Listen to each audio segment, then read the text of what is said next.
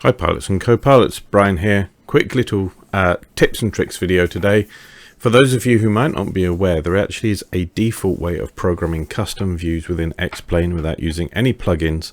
It's super easy to do, and you've probably seen it on other people's videos when they have a view and they're busy switching around the display to different views like this. They're looking up at the panel and then they're looking out the front window, and then down at the throttle quadrant, or maybe to program the flight and so on, and then they're switching around and make it seem so easy, and you wonder how they do it. Well, the functionality is built right into X-Plane, and I'm going to show you how to do it in this little video. It should only take a couple of minutes and you'll be up and running doing it for yourself. So here I am, I've switched over now into the MD-82. The reason being is I haven't set up any views in this aircraft before, so this will be the first time for me setting up views. Now, one of the things, of course, you can do in X-Plane is you can hold the right mouse button down and you can look around the 3D cockpit, which is pretty awesome, but of course it's limited. You can't get over to those switches over there. However, this is going to be part of our toolkit to be able to zoom in and out and get our views working. So the first thing I'm going to do here is find a view I want to do. So your mouse look with right mouse button down helps you look around. The comma and period or full stop keys zoom in and out. They are both extremely handy. Okay. R and F will rotate up and down, and Q and E will pan from side to side. Now, between all of these keys and using mouse look, you can get into the positions you want to build the views you want. Now, how do we get to these views and where are they stored? They're stored on the numeric keypad to the right of your main keyboard. And the key thing you have to do is set the num lock on. So on your keyboard there should be a num lock light. It should either be labeled as such. You should be able to know what it is. And when you hit the num lock button, that light goes on or off. Make sure that's on. Okay. Now you can program the number buttons then with some quick views. To start with, you won't have any. But what we're going to do here, we're going to try and set up a default view. So the other thing I'm going to do is the cursor buttons as well. The cursor keys. I'm going to up cursor key raises my head in the cockpit. This lowers it. I'm going to lower it to about there. Now I'm going to have me looking slightly across there. Okay, that's going to be my first view. I think that's going to be my main flying view. Maybe I use my comma and period buttons to go forward or back. I'm going to move my head back a bit. I like that view there. If you go back too far, your head will actually kind of go inside the seat. You don't want that. That's not a bad view, is it? Maybe up a little bit. I like that for my primary view. I want to save that as a quick view. So what I'm going to do is hold down the control button on my keyboard and now tap. I'm going to put it on position 7, so top left on my numeric keys. That is now saved as a view. So if I look away like that, there we go, I'm looking somewhere else now, and I hit 7, it's always going to come back to that view. Position saved. So now I want to look at my set one for my upper console. So I'm kind of looking up like that.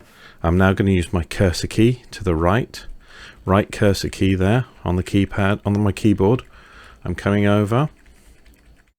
I kind of like that view, but down the bottom I don't really see the view properly, so I'm actually going to tilt my head up a bit more.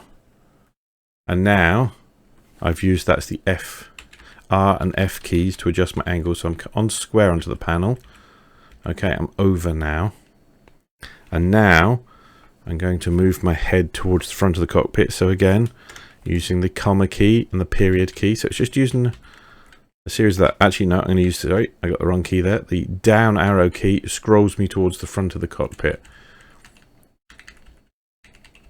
So I'm coming down there. There you go. Now I'm going to save that for number 8 on my numeric keypad. So hold the control key down, tap 8. Now, without holding the control button down, if I tap 7, my front view, 8 takes me up there. Okay, I'm just going to add one more. I want to see the other part of the upper part of the panel. Just say it's going to be there. We don't need to see the fuses, I don't think. Control 9. Okay, so no control, just pressing the number keys now. 7, 8, 9. Okay, let's go back to 7. And you can keep going with this. So I also want to do one over here to be able to program the computer when we're flying. So let's come over here. Let's angle down. Let's move inwards. So again, just the period key, full stop key, whatever you want to call it. Okay, coming to the right with the right cursor key there. I'm going to use Q there. That's the button Q. Q and E kind of rotate my head round, so I've got that square on. Okay, so I'm going to tilt my head down a bit more with the F key. Period key to pull in, and then up cursor. So it's just learning to use those keys. They're specified in the explain manual as to what they are. Okay, I'm going to go up there. F key there is just twisting me around. You know what? That's good enough. I'll be able to see that screen. I'm going to save that one. I like to put that on number 1 on my keypad. I always know that that's what that button does for my different aircraft. Control, holding control down, tap 1. Okay, now if I go to 7, my front view, tap 1, and that's it. So you can add at least up to 9 views. I think there's the ability to add more, but I find 9 views is enough to find all the different views you want for your cockpit. You'll probably want a nice middle one as well, looking at your throttle quadrant and other things. Another one set looking straight down at your radios, so you can set your radios. Maybe one for the autopilot section in the middle, you know, over here somehow. So I'm just using all my different zoom buttons there. I'm using Q and E to get me centered, my right cursor there and down. Maybe now I'm going to use the period key to zoom in. So that's kind of a good view there to have all of my autopilot controls and the other center dials, and I'm going to put that one on number 4. So I just held the control key down there and tapped 4. So now if I do 7, 8, 9, 4 has got that autopilot view. 1 takes me to there. I probably only need a couple more. 1 for my throttles and 1 back down for the radios. And that's how you do it. Let me know how you get on. It really is that simple. The key thing is to remember the keys to navigate around the screen. Comma and period zoom you in and out when you're looking at things.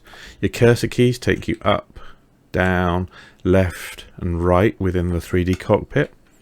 Q and E pan your head from side to side, and R and F pan it up and down.